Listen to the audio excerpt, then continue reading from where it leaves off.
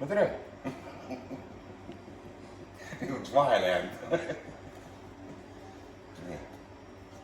Siit tuleb meil proteiinirikas hommikupudru. Vaatame siin sees on. Näed, siin on lambaliha. Siin on karuliha.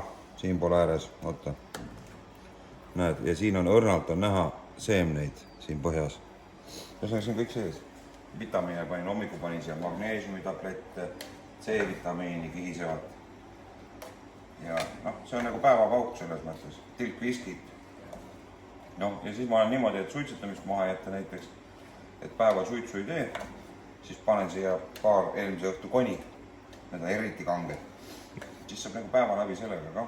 Ja siis kohvi valan ka otse siia sisse ja siin ongi nagu kõik, mis päevaks vaja on. Selline roog tuleb siis lõpuks.